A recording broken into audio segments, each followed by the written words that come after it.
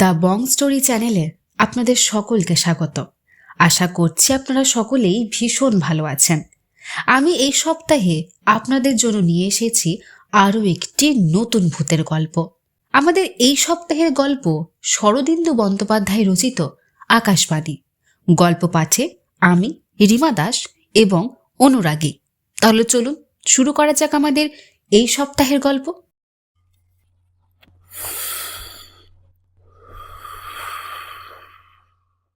ক্লাবের বারান্দায় আমরা কয়েকজন নীরবে বসিয়া ধূমপান করিতেছিলাম। ফাল্গুন মাসের অপরূপ একটি গোধূলি যেন বাতাসে গোরচনার স্নিগ্ধ শিকড়কণা ছড়াইতেছিল। এমন সন্ধ্যায় বড়দার মুখেও ভূতের গল্প বন্ধ হইয়া গিয়াছিল। সে গুনগুন করিয়া একটি প্রেমের গান ভাঁজিতেছিল, যৌব নিকুঞ্জে গাহে পাখি। এমন সময় সুধাংশু আসিয়া দেখা দিল। সুধাংশু আমাদের বন্ধু হইলেও এতদিন ক্লাবের সভ্য ছিল না, সম্প্রতি হইয়াছে।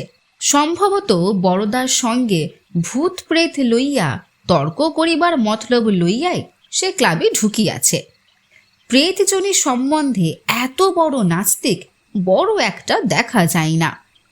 বড়দার সঙ্গে চোখাচোখি হইলেই তাহার মুখ লড়াইয়ে মেরার মতো যুযুৎসু ভাব ধারণ করিত।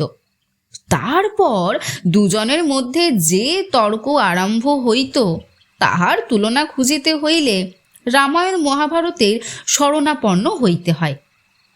কিন্তু আজ লক্ষ্য করিলাম সুধাংশুর সে তেজ নাই। মুখখানা কেমন যেন ফ্যাকাশে, মনের মধ্যে সে যেন বড় রকম ধাক্কা খাইয়াছে। অমূল্য জিজ্ঞাসা করিল, হে সুধাংশু, কেন পাংশুবদন তোমার? সুধাংশু উত্তর দিল না, সোজা বড়দার সম্মুখে গিয়া দাঁড়াইল। তদ্গতভাবে কিছুক্ষণ তাহার মুখের পানে তাকাইয়া থাকিয়া গাঢ় স্বরে কহিল, ভাই বড়দা, পায়ের ধুলা দাও। বলিয়া তাহার পায়ে হাত ঠেকাইয়া মাথায় স্পর্শ করিল। আমরা সকলে হা করিয়া রহিলাম। এমন কাণ্ড জীবনে দেখি নাই। বড়দাও ভ্যাবাচাকা খাইয়া গিয়াছিল। সুধাংশুর হাত ধরিয়া পাশের চেয়ারে বসাইতেই সে বলিয়া উঠিল, তোমার কাছে ক্ষমা চাইছি। কালকের ঘটনার পর আর তোমার প্রেতজনিত অবিশ্বাস নেই। অতঃপর কালকের ঘটনা শুনিবার জন্য আমরা তাহাকে ঘিরিয়া বসিলাম। কিছুক্ষণ উন্মনাভাবে আকাশের পানে তাকাইয়া থাকিয়া সুধাংশু আরম্ভ করিল, মাসখানেক হলো আমাদের পাড়ায় একটি নতুন বাঙালি ভদ্রলোক এসেছেন, প্রিয়তোষবাবু। ওই যে বাড়িখানা আগে মাইনর স্কুল ছিল, সেই বাড়ি ভাড়া নিয়ে আছেন। বাড়ির চারধারে পাঁচিল ঘেরা ফাঁকা জমি, হলদে রঙের বাড়িখানা। দেখেছ বোধহয়। প্রথম দিনই প্রিয়তোষবাবুর সঙ্গে আলাপ হয়েছিল। পাড়ায় নতুন বাঙালি এসেছেন, তাই সাদর সম্ভাষণ করবার জন্য নিজে উপযাজক হয়ে তার কাছে গিয়েছিল। বছর ৪৫ বয়সের একটি শৌখিন গোছের ভদ্রলোক। প্রথম দিন এসেই মিস্ত্রি ডাকিয়ে বাড়ির মাথার ওপর রেডিওর এরিয়েল বসাচ্ছিলেন। আমার সঙ্গে মামুলি ২-৪টে কথা হলো। কাজকর্ম কিছু করেন না, পয়সা আছে, পুত্র কলত্রও কেউ নেই। বছর ১০ আগে পত্নী বিয়োগ হয়েছে। তারপর থেকে খেয়াল মতো এখানে ওখানে ঘুরে বেড়ান। এর আগে বছর ১.৫ গয়ায় ছিলেন, সেখানে আর মন টিকল না, তাই চলে এসেছেন। ভদ্রলোক একলা থাকেন, অথচ এত বড় বাড়ি নিয়ে কি করবেন এই ভেবে তখন একটু আশ্চর্য মনে হয়েছিল। কিন্তু প্রথম আলাপেই তো ও কথা জিজ্ঞাসা করা যায় না। তিনি যেসব আসবাবপত্র সঙ্গে এনেছিলেন তাও বেশ দামি আর শৌখিন। দেখলুম লোকটি বিপত্নীক এবং বয়স্ক হলে কি হয়, প্রাণটা বেশ তাজা রেখেছেন। তারপর আরও বার ২ তার বাড়িতে গিয়েছিলুম।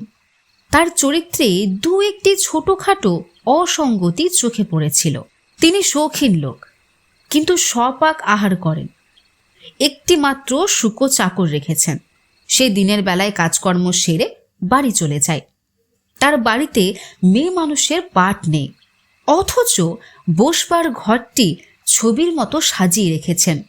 পুরুষ মানুষ যে এত গোছালো হতে পারে তা চোখে না দেখলে বিশ্বাস করতুম না। আরও লক্ষ্য করলুম লোকটি যে পরিমাণে অমায়িক সে পরিমাণে মিশুক নয়। কথা ভারী মিষ্টি, কিন্তু কম কথা বলেন। কথা বলতে বলতে বা শুনতে শুনতে অন্যমনস্ক হয়ে পড়েন। তাছাড়া আমি 3 বার তার বাড়িতে গেলুম, তিনি একবারও তার পাল্টা দিলেন না। একটু বিরক্তি বোধ হলো, সন্দেহ হলো তিনি হয়তো মনে করেন তাকে বড়লোক মনে করে আমি তার মো সাহেবি করবার চেষ্টা করছি। যাওয়া বন্ধ করে দিলুম। তারপর পথে ঘাটে মাঝে মাঝে দেখা হতো, এই পর্যন্ত। এইভাবে হপ্তা 3 কেটে গেল। প্রিয়তোষবাবুর সম্বন্ধে মনটা যখন প্রায়ই নির্লিপ্ত হয়ে এসেছে, এমন সময় তার নামে কয়েকটা কথা কানে এলো। এসব খবর মেয়েদের কানে আগে পৌঁছায়। আমার স্ত্রী খবরটা দিলেন। প্রিয়তোষবাবু নাকি সুবিধের লোক নন। রাত্রি 10টার পর তার বাড়িতে মেয়ে মানুষের গলার আওয়াজ শোনা যায়। পাড়ার কেউ কেউ শুনেছে। এমন কিছু অসম্ভব কথা নয়। মনটা খুঁতখুত করতে লাগলো। প্রিয়তোষবাবুকে যেটুকু দেখেছিলুম তাতে তাকে লম্পট দুশ্চরিত্র বলে মনে হয়নি। তবু কিছুই বলা যায় না। যাদের সারা জীবন ধরে দেখছি তাদেরই চিনতে পারলুম না, আর এই প্রিয়তোষবাবুর চরিত্র এক নজরে চিনে নেব এত অহংকার আমার নেই। তাছাড়া সত্যি হোক আর মিথ্যে হোক, এই বিষয়ে করবার কিছু নেই। করবার মধ্যে বৈঠকখানায় বসে মুখরোচক জল্পনা করতে পারি, অন্তত তখন তাই মনে হয়েছিল। কাল সকালবেলা পাড়ার ছোকরা দলের চাঁয় ভূত আমার সঙ্গে দেখা করতে এলো। ভূত ডাকাবুকো ছেলে, মনের মধ্যে মার প্যাঁচ নেই, মেজাজ কড়া। সে এসেই প্রিয়তোষবাবুর কথা তুললে। শুনেছেন বোধহয়? দেখলুম ভূতর মন এখনো আমাদের মতো নির্লিপ্ত জল্পনা প্রবণ হয়ে ওঠেনি। কুণ্ঠিতভাবে স্বীকার করতে হলো, কিছু কিছু শুনেছি বই কি। ভূত টেবিলের ওপর কিল মেরে বললে, এরকম লোক পাড়ায় রাখা যেতে পারে না। ছেলেরা বলছে একদিন ধরে 2 ঘাত দেওয়া যাক, তাহলেই পালাবে।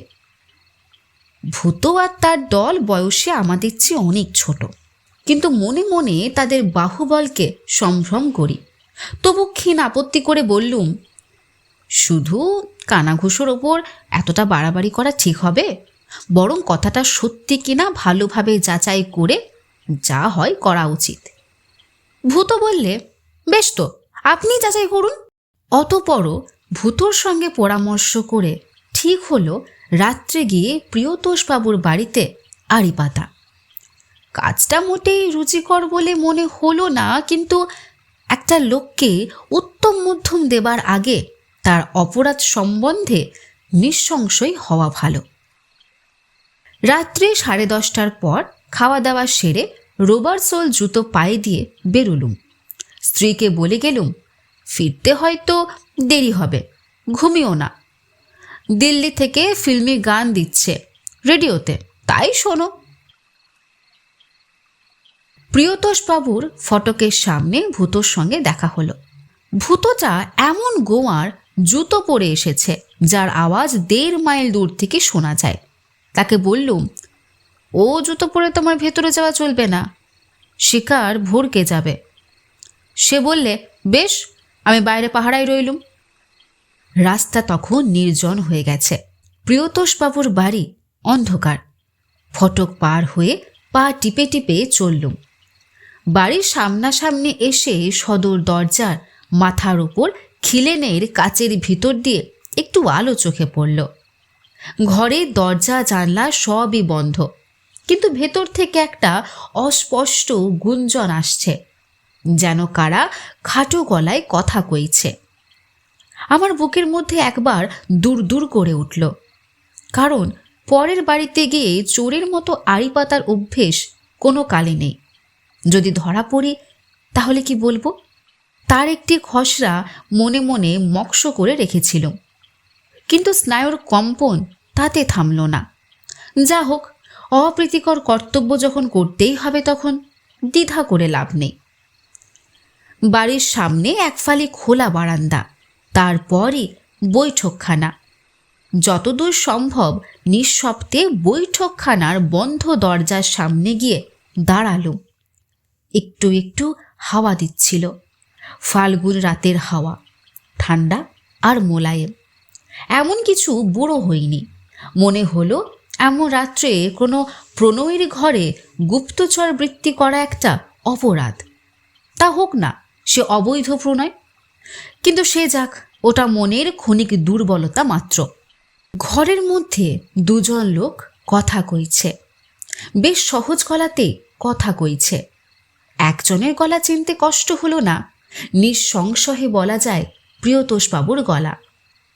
অন্য গলাটি, হ্যাঁ, স্ত্রীলোকেরই বটে। মিষ্টি ভরা গলা, কিন্তু ঠিক যেন স্বাভাবিক নয়। এসরাজের তারের আওয়াজের মতো তাতে একটা ধাতব ঝংকার আছে। কান পেতে শুনতে লাগলুম। গলার আওয়াজ বেশ স্পষ্ট শোনা যাচ্ছে, কিন্তু কথাগুলো ঠিক ধরতে পারছি না। একবার মনে হলো প্রিয়তোষবাবু কবিতা আবৃত্তি করছেন, তুমি সকল সোহাগ শুয়েছিলে সখী। তারপর কিছুক্ষণ কথাবার্তা অস্পষ্ট হয়ে গেল। দোরের কাছে কান নিয়ে গিয়ে শোনবার চেষ্টা করলুম। কথাবার্তার সুর বদলে গেছে, মান অভিমানের পালা চলছে। মনে হলো যেন মেয়েলি গলা বলছে, যাও, তোমার সঙ্গে আর কথা বলবো না, আর আসবো না। কেন তুমি? আমার মনের মধ্যেই শুধু বিস্ময়ই নয়, আতঙ্কও জমা হয়ে উঠেছিল। কারণ মেয়েলি গলাটি কেবল বাঙালি মেয়ের গলাই নয়, শিক্ষিত মার্জিত বাঙালি মহিলার গলা। মনে মনে ঘেমে উঠছিলুম আর ভাবছিলুম কে হতে পারে। হঠাৎ ঘরের মধ্যে সব আওয়াজ বন্ধ হয়ে গেল। প্রায় 10 সেকেন্ড আর কোনো শব্দ নেই। তারপর একটি সুমিষ্ট ব্যঙ্গ হাসি উচ্ছ্বসিত হয়ে উঠল।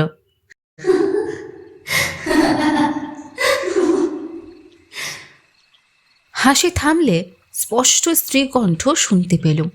একটি ভদ্রলোক দড়ির কাছে দাঁড়িয়ে আড়ি পাচ্ছেন। যাও, আদর করে ঘরে এনে বসান। চমকে উঠলুম, পালাবো কিনা ভাবছি। এমন সময় প্রিয়তোষবাবু দরজা খুলে দাঁড়ালেন। ঘরের মধ্যে আলো ছিল, মৃদু শক্তির একটি নীল বাল্ব জ্বলছিল। দেখলুম প্রিয়তোষবাবুর মুখে বিরক্তি এবং ক্ষোভ মাখানো রয়েছে বটে, কিন্তু অবৈধ প্রণয়ে ধরা পড়ার লজ্জা সেখানে লেশ মাত্র নেই।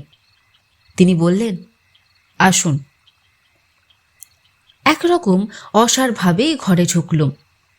ঘরের মধ্যে কিন্তু আর কেউ নেই। মেয়েলি গলার অধিকারিণী কোথায় অদৃশ্য হয়ে গেছে। কেবল ঘরের একপাশে রেডিও সেটের ভেতর থেকে আলো বেরোচ্ছে, যেন প্রিয়তোষবাবু এতক্ষণ বসে রেডিও শুনছিলেন। যন্ত্রটা বন্ধ না করেই দরজা খুলতে এসেছেন। প্রিয়তোষবাবু যদি আমার সঙ্গে রূঢ় আচরণ করতেন তাহলে আমিও একটু জোর পেতুম, কিন্তু এতই ভদ্রভাবে আমাকে রেডিওর কাছে নিয়ে গিয়ে বসালেন যে আমার মুখে আর কোনো কথা জোগালো না। তিনি নিজের মুখের ওপর দিয়ে একবার হাত চালিয়ে ধীরভাবে প্রশ্ন করলেন, কিছু দরকার আছে কি? আমি উত্তর দেবার আগেই সেই ব্যঙ্গ হাসি আমার কানের কাছে আবার ঝংকার দিয়ে উঠল। আমি ধড়মড় করে উঠে দাঁড়িয়ে দেখি আওয়াজটা আসছে রেডিওর ভেতর থেকে। তারপরই কথা শুনতে পেলুম, বিদ্রুপ ভরা তীক্ষ্ণ কণ্ঠের কথা। দরকার আছে বই কি? তুমি কার সঙ্গে কথা বলছো তাই চুরি করে শুনতে এসেছেন? সভয়ে রেডিওর কাছ থেকে সরে এলো। মাথার চুল বোধহয় খাড়া হয়ে উঠেছিল, গায়েও কাটা দিয়েছিল। বিহ্বলভাবে জিজ্ঞাসা করলুম, হে কি, কে কথা কইছে প্রিয়তোষবাবু? প্রিয়তোষবাবু একবার চোখ তুলে আমার পানে চাইলেন, তারপর মাথা নিচু করে আস্তে আস্তে বললেন, আমার স্ত্রী। আপনার স্ত্রী? কিন্তু রেডিওর মধ্য থেকে গুঞ্জন ভরা কঠিন স্বর বেরিয়ে এলো, কিন্তু তিনি মারা গেছেন, এই না? তাতে আপনার কি? আপনি কেন আমার স্বামীকে বিরক্ত করতে এসেছেন? যান, বাড়ি যান। কিরকম ভদ্রলোক আপনি? আমার স্বামীর চরিত্র তদারক করবার কি অধিকার আছে আপনার? উনি আপনাদের পাড়ায় এসে আছেন, আপনাদের পাড়া পবিত্র হয়ে গেছে, জানেন তা? তারপর হঠাৎ এই তপ্ত ঝাঁঝালো কণ্ঠস্বর উদ্বেগে যেন গলে গেল। ওগো, যাও, এবার শুয়ে পড়ো গিয়ে, নইলে শরীর খারাপ হবে, অনেক রাত হয়েছে। প্রিয়তোষবাবু উঠে দাঁড়ালেন। আমার মাথার ভেতরটা তালগোল পাকিয়ে গিয়েছিল। নেহাত গ্রাম্য লোকের মতো বললুম, কিন্তু কিছু যে বুঝতে পারছি না। রেডিওর ভেতর থেকে। ক্লান্ত স্বরে প্রিয়তোষবাবু বললেন, রেডিওতে আমার স্ত্রী রোজ এই সময় আমার সঙ্গে কথা কন। তার মৃত্যুর পর থেকেই এমনি হয়ে আসছে। আমার জীবনের এই একমাত্র সম্বল। উনিই সংসার চালান, উনিই সব কিছু করেন। আমি শুধু ওর কথা মতো কাজ করে যাই। বিস্ময়ের ঘোরে মনটা তখনও অর্ধমূর্ছিত হয়েছিল। বললুম, কিন্তু এই কি করে সম্ভব হয়? রেডিও থেকে অধীর উত্তর এলো, আপনি সে বুঝবেন, বুঝবার মেয়েটা চেষ্টাও করবেন। তার চেয়ে বাড়ি যান, আপনার স্ত্রীর বুকের ব্যামো আছে না? ভালো চান তো শিগগিরই বাড়ি যান, নাহলে হয়তো আর দেখতে পাবেন না। শেষের দিকের কথাগুলো ভয়ঙ্কর গম্ভীর হয়ে উঠল। সেই যে সাধু ভাষায় বলে, বেত্রাহত কুকুর, ঠিক সেইভাবেই প্রিয়তোষবাবুর বাড়ি থেকে বেরিয়ে নিজের বাড়ি মুখো দৌড়াতে আরম্ভ করলুম। পথে ভূত বোধ হয় সঙ্গ নিয়েছিল, কিন্তু সেটা জাগ্রত চেতনার কথা নয়, আবছায়া একটা অনুভূতি মাত্র। বাড়ি পৌঁছে দেখি বসবার ঘরে রেডিওটা খোলা রয়েছে, কিন্তু তার ভেতর থেকে কোনো আওয়াজ বেরুচ্ছে না। আর মেঝের ওপর মাদুর পেতে স্ত্রী পড়ে আছেন, তার দু চোখ বন্ধ। একটা হাত এমন অস্বাভাবিকভাবে ছড়ানো রয়েছে যে মনে হয়, মনের অবস্থা বুঝতেই পারছো। প্রায় তার ঘাড়ের ওপর আছড়ে পড়লুম। তিনি ধরফড় করে উঠে বসে বললেন, এলে? আমার একটু তন্দ্রা এসে গিয়েছিল। রেডিওর মধ্য থেকে তরল কৌতুকের হাসি এসরাজের ধাতব মূর্ছনার মতো বেরিয়ে এলো। তারপর সেই গলার আওয়াজ, কেমন জব্দ? আর যাবেন পরের বাড়িতে কাঠি দিতে? স্বামী স্ত্রীর কথা চুরি করে শুনতে গেছিলেন, তাই একটু ভয় দেখান। আর কখনো এমন কাজ করবেন না।